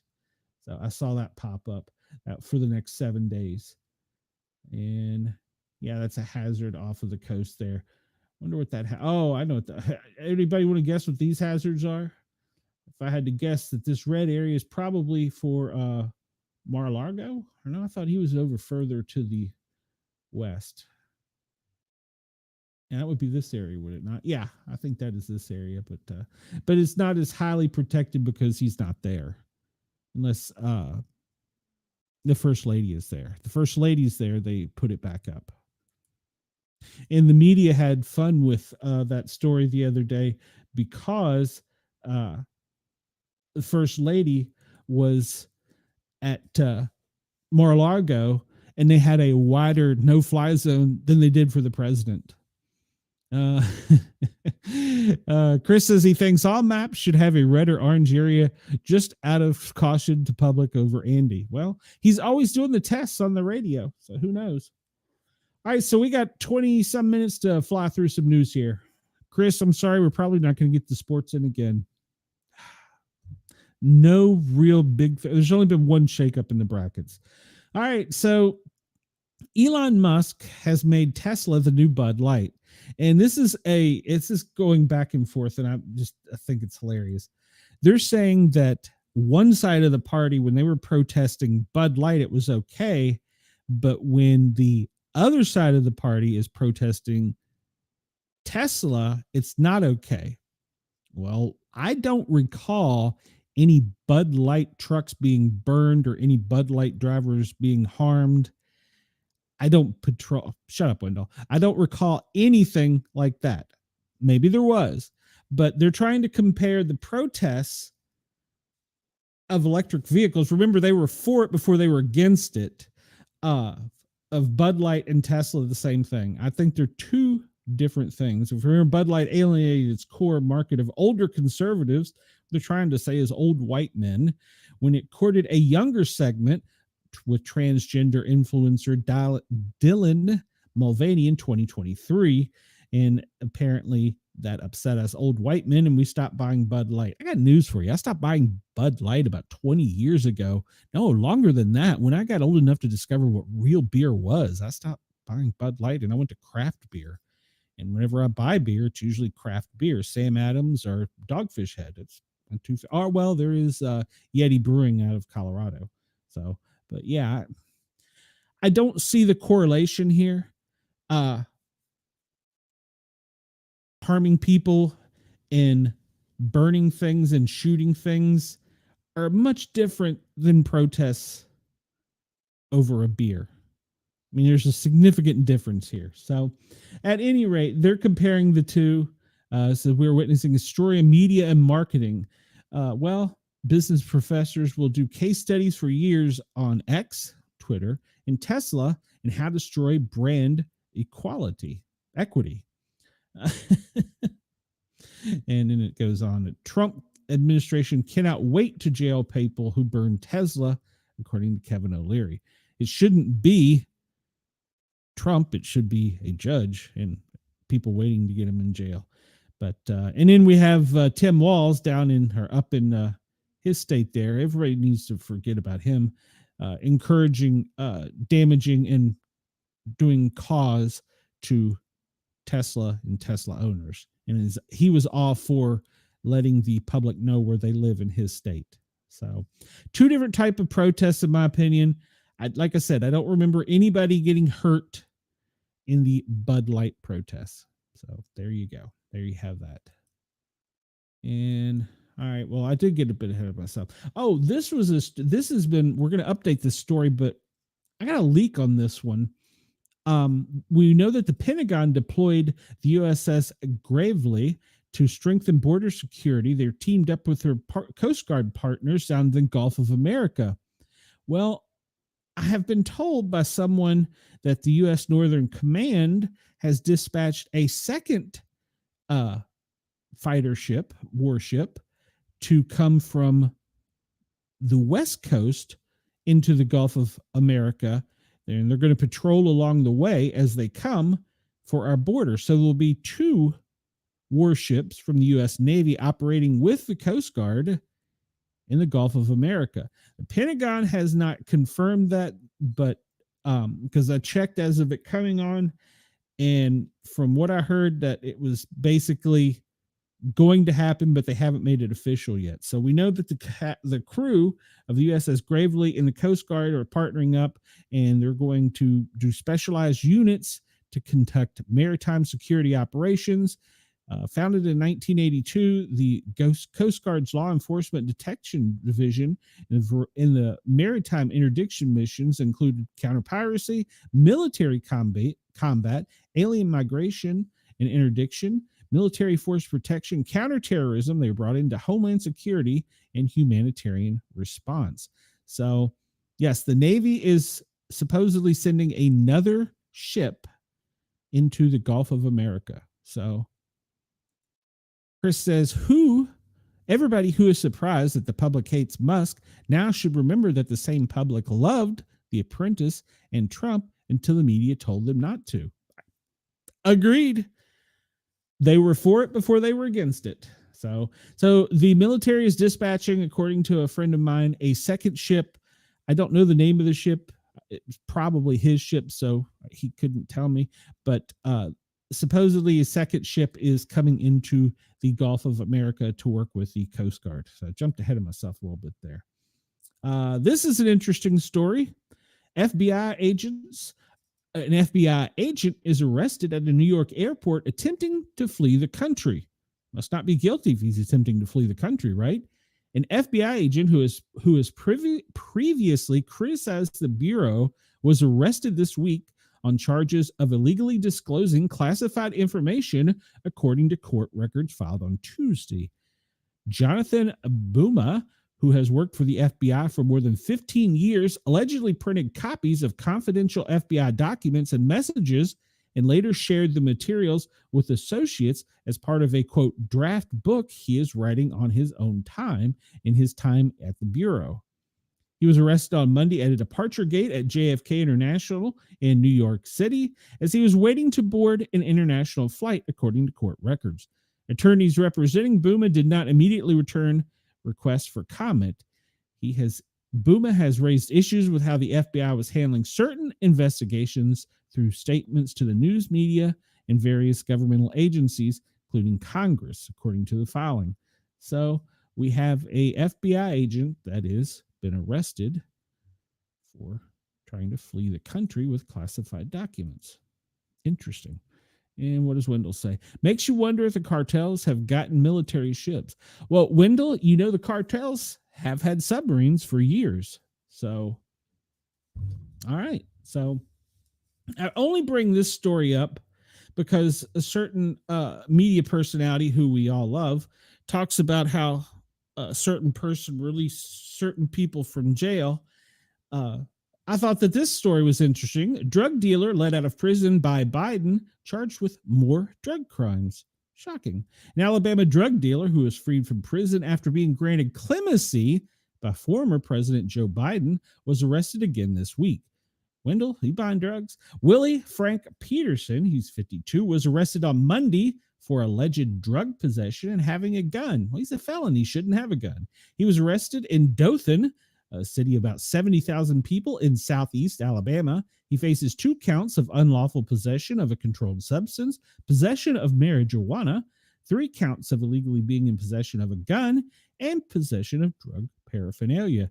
He was previously freed from prison in January after Biden granted clemency to thousands of people convicted on drug charges with his auto pen. Peterson was previously, I just read that, sorry. In March, Peterson pled guilty to conspiracy to distribute cocaine. Okay, wait a minute. He was released when? And then in March, and then he was sent out. Okay. All right. So, no, that's 2023. Sorry. I'm trying to make a point here and I'm not. Biden committed his sentence to 20 months and he was no longer in the Bureau of Prisons custody as of January 2025. With his auto pen, he was released. According to the Justice Department, he sold cocaine to a man named Kenneth Sheridan Glasgow in 2018 and 2019, and he is the half-brother activist. Oh, here we go. He's the half-brother of leftist activist Al Sharpton, was charged with possession of cocaine, intent to distribute, was sentenced to 30 months in prison. Half-brother. Okay, hold on. I'm seeing something here. This is coming to me. Let's see. Half-brother, an Alabama drug dealer. Let's reword the headline here. The half-brother of Al Sharpton, an active demonstrator, and was arrested as an Alabama drug dealer and who was later freed from prison by President Joe Biden. I'm trying to connect this to this. Is there a correlation? Anybody think that auto pen had anything to do with that? I'm sure Ross is probably throwing stuff at his radio by now, so I'll shut up. All right. So we talked about this the other day. Nobody sent me anything. Chris says, I'm sure he's mostly peaceful and just misunderstood. And you know what? If he was in Atlanta, he probably had an upcoming rap star. He was an upcoming rap star. Ask me how I know. What we learned from the JFK files? Well, a bunch of nothing. There are a number of ways to illustrate the unusual degree of responsiveness to the current Trump administration, especially as compared to the predecessors. You could, for example, point to how the White House struck a deal with El Salvador to house illegal aliens members and then deported those gang members in a matter of days before a federal judge could stop them. Similarly, the White House ended Hunter Biden's Secret Service detail within 24 hours of discovering that he had still had one. President Trump also announced he was invalidating Joe Biden's pardons just a couple days after an investigation revealed. And Ross, I'm reading a news article from the Daily Wire. Rubber stamped them with an auto pen on pretty much every document he signed while in the Oval Office. There are kinds of quick, decisive actions that, whether you agree with them or not, are not typical of most administrations. But maybe the clearest example is the level of responsiveness we're getting from the White House came last night when the administration released more than 1,000 of the so-called JFK files on the internet, totaling a total of 30,000 pages. These are declassified files related to the assassination of President Kennedy that have never been seen before, that should never have been classified in the first place. Agree. On Monday, during his visit to JFK Center for the Performing Arts, Trump announced that he was to disclose these within 24 hours. He was going to make good on his promise, which he outlined in executive order to complete the release of records relating to the assassination. And basically, we got a whole bunch of nothing. There was no pictures, there was no audio, there was no video. And that was really distressing. I think there should have been more released. The American people deserve to know. Where are the Epstein list, by the way? I want to know where the Epstein list is. Show me where the Epstein list is. And this was the Bud Light article. I'm getting ahead of myself. Yes, this is the Bud Light article. All right, Wendell, I'm going to skip sports for now. There's a couple quick stories in sports. How about that? The Trump administration has given Maine 10 days to comply with White House blocking males from female sports. The Trump administration is ramping up pressure on Maine to take action to ban biological males from competing in female sports, suggesting consequences if the state continues to resist. On Monday, the Department of Health and Human Services Offices for Civil Rights named Maine's Department of Education, the Maine's Principal Association, and Greeley High School, and said the groups had violated Title IX, according to The Hill. The allowance of biological males to play in female sports inherently discriminates against females, according to the administration. What the HHS is asking of the Maine Department of Education, the Maine Principals Association, and the Greeley High School is simple: protect female athletes' rights. Girls deserve girl-only sports without male competitors. And if Maine won't come to the table to this voluntary comply with Title IX, HHS will enforce Title IX to the fullest extent permitted by the law, according to the acting director, and when he released a statement to Fox News. The Monday statement said that Maine educational bodies have 10 days to adhere, and they are outlining required a signed agreement and threatened consequences if none were forthcoming. Trump administration has previously yanked funding from the Maine university system, though the funds were later restored. All right, so there's a struggle between the Maine Democrat governor, Janet Mills, and the United States Republican president, Donald Trump. The feud began after Maine refused to honor Trump's executive order to cut taxpayer funding to recipients who allowed trans-identifying players to participate in female sports. Mills threatened legal action if the Trump administration followed through cuts in funding, and the two clashed during the governor's working session at the White House. So we won't go over that because everybody saw that. And Chris is happy the redactions were still there to protect the 170 and 180-year-olds involved in the JFK thing so they can keep collecting their Social Security. Yeah, they don't want to let that out. I have a friend that's in the military that told me that, damn it, I just closed a story there. All right. That they will come to your house and say, all right, we gave you 50 years. You know, you were in the military, got out maybe in your 30s, you had 50 years to not talk about something. He said they will come to your house and tell you have another 50 years. They're sitting there going, I'd be like 170 years old. What the hell would I talk about it then? All right, so just before we came live on air, we got 15 minutes left here. The Boston Celtics were sold for a record $6.1 billion. That's B with a billion, to a private managing group who is run by Bill Chisholm. He's the managing partner of the Symphony Technology Group, a private equity firm based in San Francisco and California, and serves as the company's chief investment officer. He graduated from Dartmouth, received his master's at the Wharton School of University at the University of Pennsylvania. And according to his bio, that's according to his bio. But yes, a group led by Bill Chisholm has bought the Boston Celtics for $6.1 billion. B with a B, billion. Crazy. And I told you I had a Georgia story for you. I don't want to leave Georgia out. UGA wide receiver Nitro Tuggle has been arrested on his second driving-related charge. Yes, wide receiver Nitro Tuggle has become the latest Georgia football player to be arrested on drinking and driving charges. He will only be a sophomore this season, but this is his second arrest. Reckless driving and speeding of the maximum limits. He was booked into the Athens-Clarke County Jail just before 2 a.m. with a bond set at, that reads $26. I hope that that's not $26 because usually you only have to match 10% of the bond, and that would be $2.6. $2.60. That's got to be wrong. Native of Indiana, Tuggle had 3 catches for 24 yards last year, but is expected to play a bigger role in 2025. He shouldn't. No, he should be gone. Sorry, I love college football, but you're a thug. You're a drunk thug. No, get out.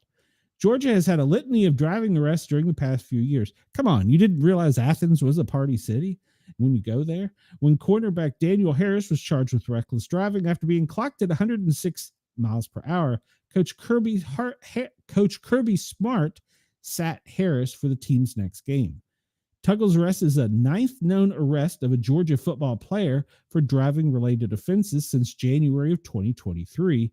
And they go back into where some of the staff were actually killed in a car crash involving one of the students. And they're still allowing them to play. We send prayers, thoughts and prayers. No, they should lose their scholarship. They should lose their athletic funding from the NCAA, and they should be sent home to their mama or their daddy or brother. They should no longer be allowed to play. We're now paying the college athletes, and if you're a criminal, drunk thug, goodbye. Sorry. That's the Sportcat opinion. All right. March Madness did open up. CBS Studio pays tribute to the late Greg Gumbel. I thought this was pretty important. They opened up their broadcast on the first day of the NCAA men's tournament with the studio panel paying tribute to the late Greg Gumbel. A void was left that will never be filled, said Ernie Johnson of Gumbel's passing. He was a longtime fixture of CBS's March Madness coverage. He died in December after a lengthy battle with cancer. So I'm glad that they took time to honor him and his legacy. He was really good. All right. And we're going to skip that section and go right here. We're going to get into our Hollywood and entertainment and trending. The stream under Wendell says the stream under the stadium had, I don't know, he deleted it. Okay. All right, so new movie coming out, Snow White, and there's 4 more movies coming out this weekend. Snow White, I wasn't aware of this, but They've got a new movie coming out this weekend, Disney does, and they've got new songs from the 1937 animated movie. All right, so they've CGI'd much of we call them dwarfs now, is that what we call them? Snow White is not waiting for her prince to come this time. She's crushing on a woodsy Robin Hood type when she's not plotting to overthrow the evil queen. She's the spitting image of her animated predecessor. Oh yes, that's Gal Gadot. Isn't that Wonder Woman? So yes, that's coming out this weekend.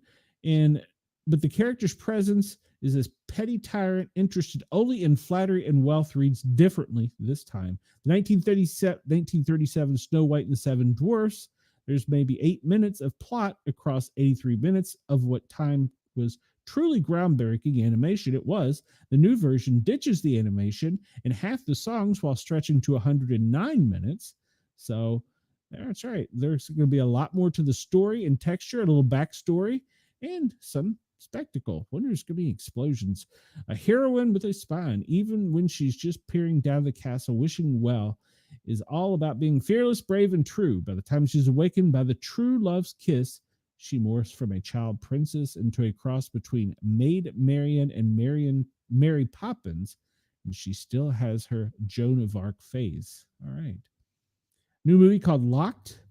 A well-meaning screw-up, sweet with his daughter, even if he forgets to pick her up after school, but he's light-fingered one day and tries the door of a black SUV that should have left alone. All right. Is owned by an angry widower, Anthony Hopkins, who had his SUV stolen 6 times and decided to seek retribution. The SUV is armed, soundproof, and once Eddie's inside, locked tight, he can't get out. A screen on the dashboard starts berating him. The owner can torment him with excessive air conditioning, electric shocks, yodeling. A few hours of this, Eddie is begging for mercy and starvation, and after days of that, the car starts moving. In this remake of an Argentine movie, 4x4, filmmaker David Yavorski and writer Michael Arlen Ross have tricks up their sleeves, not to mention actors who don't need to be in the same place to raise goosebumps. Oh, that's Anthony Hopkins they're talking about. I don't see this one doing well at the box office. I don't know. Bigfoot, the stream under the stadium had gold in it, and Chris said he is good. All right.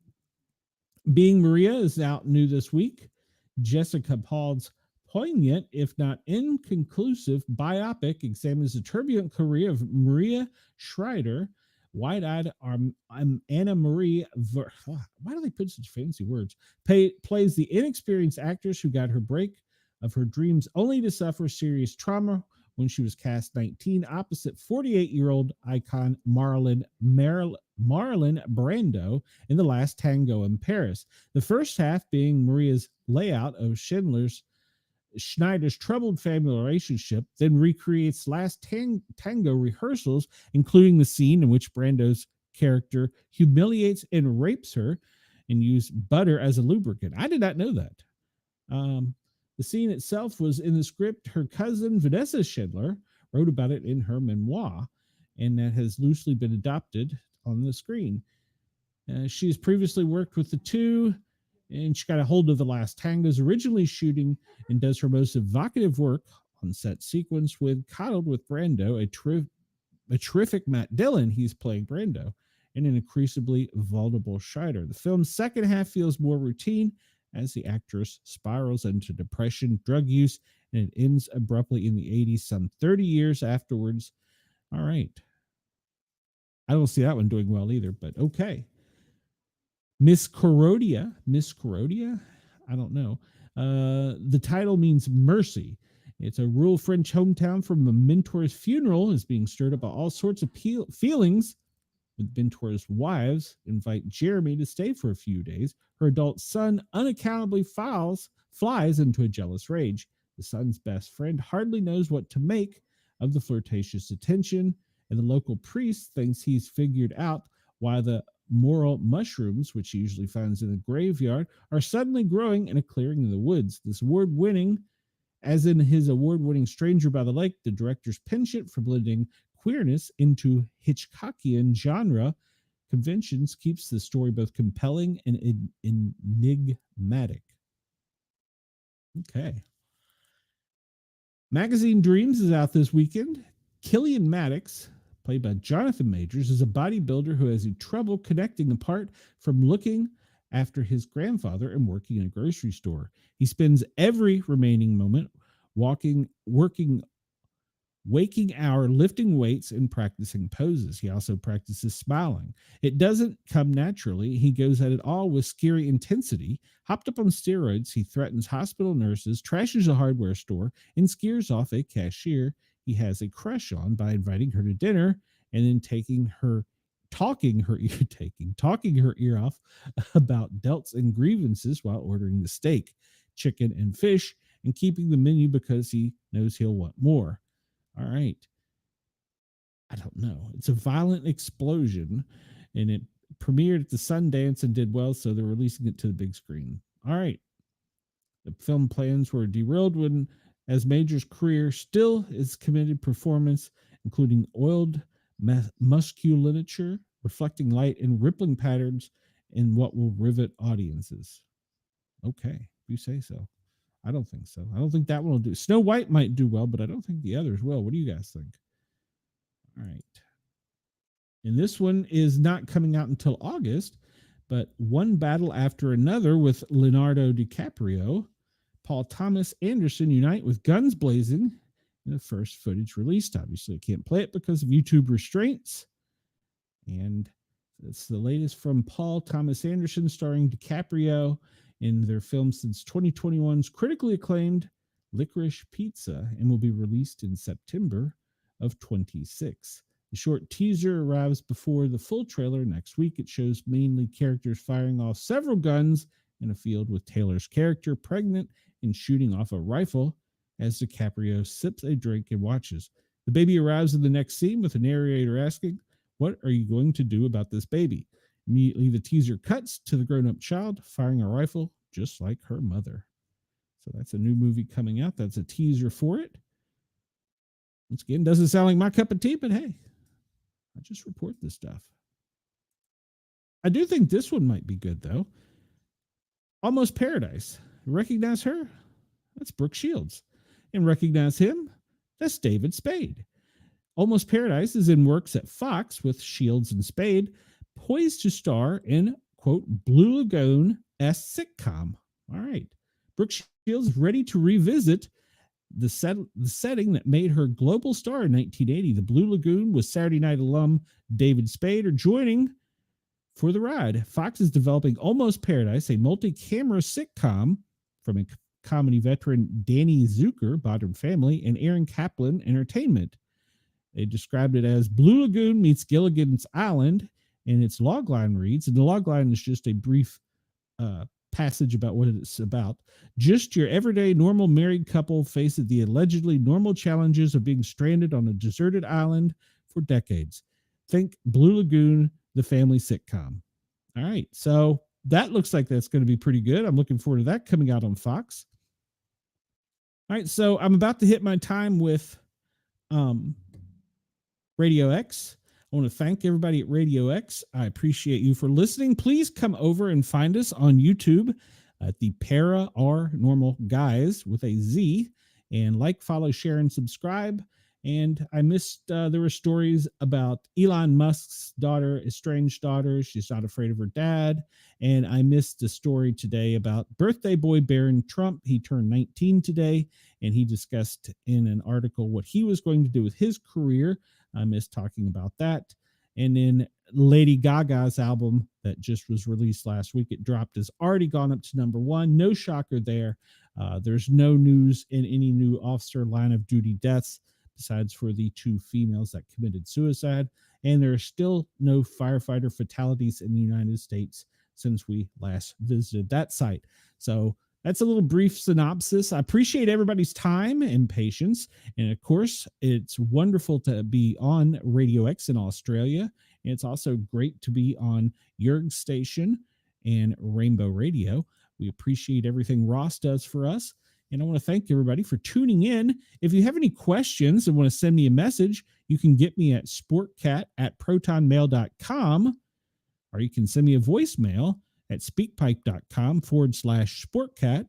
I'd be more than glad to listen to them. I'll play it on the air, even if you're bitching about something I said. I'm okay with that. I'm fair and equal, as we found out. Let's see. If you want to catch up with me in any of my social media links, I'm usually at Sportcat or at Sportcat Medic. I put all of them in the show description, which is available on YouTube. And this will, of course, be on Spotify, Amazon, Apple Play shortly later this afternoon. But other than that, that's about all I have, unless there's any questions. And I hope that everybody returns. Tomorrow is Friday. It's our last show of the week. We'll see what trouble we can get into and what we can stir up. But until then, I hope everybody has a great day. And I hope that I get to see you again tomorrow, or I get to tickle your ears tomorrow at least. You don't have to always look at my ugly face. You can tune in at Yerg's Radio or Rainbow X. In case I don't see you, good afternoon, good evening, and good night. That's right. In case I don't see you, good afternoon, good evening, and good night. In whatever part of the world you're in, hope you have a great day. Everybody, thanks for tuning in. I will see you tomorrow at 1 o'clock. Have a good day. See you soon.